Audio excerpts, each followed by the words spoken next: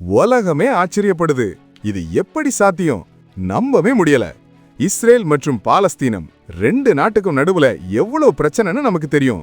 ஆனா இந்த ரெண்டு நாட்டோட உயரிய விருதையும் வாங்கின ஒரே தலைவர் நம்ம மோடி தான். பிரதமர் மோடி இப்போ இஸ்ரேல் நாட்டுக்கு அரசுமுறை பயணம் போயிருக்காரு. அங்க அவரோட பேச்சுக்கு பயங்கர வரவேற்பு. இஸ்ரேல் நாடாளுமன்றமான நெசெட்ல உரையாற்றுற முதல் இந்திய பிரதமர் இவர்தான். அது மட்டும் இல்லாம அவங்க நாட்டோட மிக உயரிய பதக்கத்தை மோடிக்கு கொடுத்து கௌரவிச்சிருக்காங்க.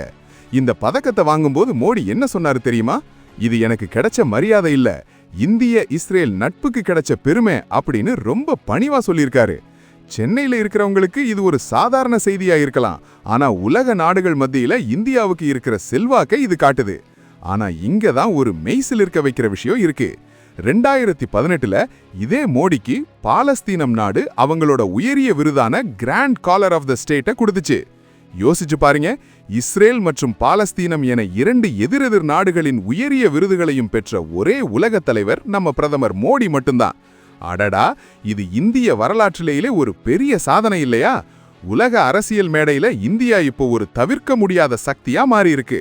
இனி வர்ற காலத்துல உலக அமைதிக்கு இந்தியாவோட பங்கு ரொம்ப பெருசா இருக்க போகுது.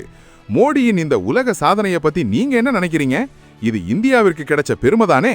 உங்க கருத்தை கமெண்ட்ல சொல்லுங்க. பிடிச்சிருந்தா லைக் பண்ணி ஷேர் பண்ணுங்க. மறக்காம தமிழ் ட்ரெண்ட்ஸ் சென்ட்ரலுக்கு சப்ஸ்கிரைப் பண்ணுங்க. அதான் சொன்னேன், உலகமே ஆச்சரியப்படுது.